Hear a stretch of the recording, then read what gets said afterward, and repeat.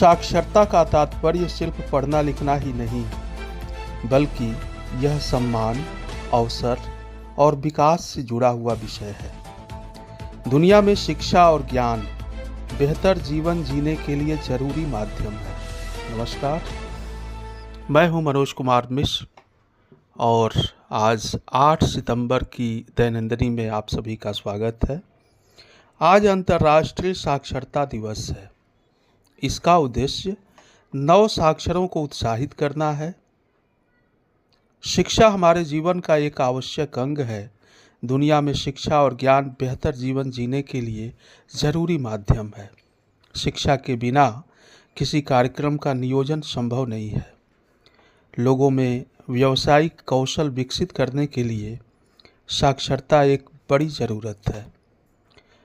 UNESCO ने 8 सितंबर 1966 को अंतर्राष्ट्रीय साक्षरता दिवस की घोषणा लोगों को यह याद दिलाने के लिए की थी कि साक्षरता व्यक्तियों, समुदायों, समाजों के लिए कितनी महत्वपूर्ण है। साक्षरता बेहतर शिक्षा, रोजगार के अवसरों और बेहतर स्वास्थ्य परिणामों के द्वार खोलती है। साथ ही गरीबी को कम करने और लैंगिक समानता को बढ़ावा देने में भी मदद करती है। तो ऐसे में क्या करना है? यदि आप छात्र हैं तो अपने आसपास के उन लोगों की मदद कीजिए जो साक्षर नहीं हैं। अपने ज्ञान का योगदान करने का ये सबसे अच्छा तरीका है। जागरूकता बढ़ाने का प्रयास करें और आने वाली दुनिया के लिए बदलाव के वाहक बने। आप वह प्रकाश बने जिसकी दुनिया को पहले से कहीं ज़्यादा ज़रूरत है।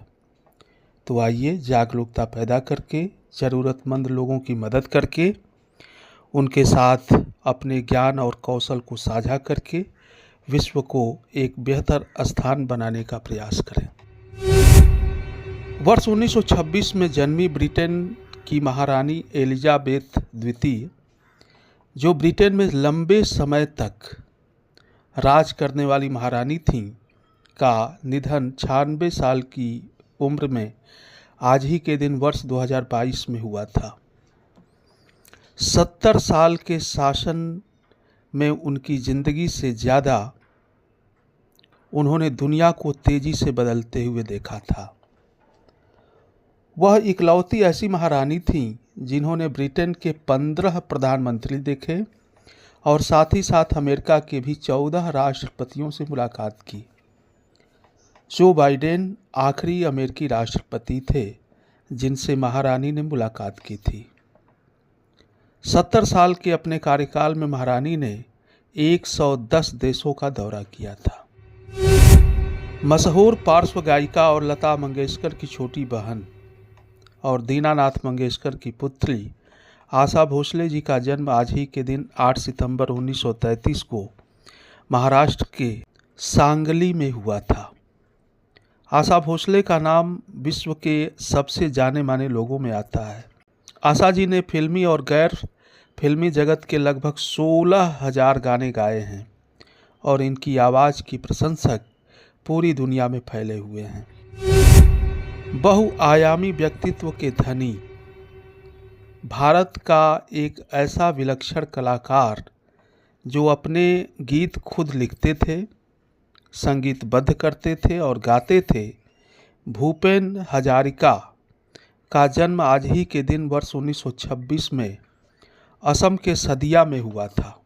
असम रत्न हजारिका जी असम और भारत के ही नहीं अपितु संसार के लिए वह विश्व रत्न थे। वे संगीत रचनाकार, सुरकार, संगीतकार, संगीत निर्देशक, वाद्य यंत्र वादक, अभिनेता, सिनेमा निर्देशक तो थे ही साथ एक अच्छे कवि, गद्यकार, निबंधकार, नाट्यकार आदि भी थे।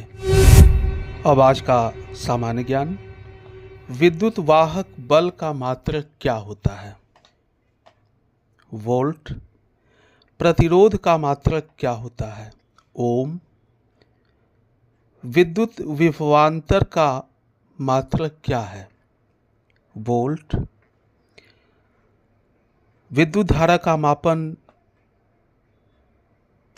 कैसे किया जाता है? अमीटर के द्वारा।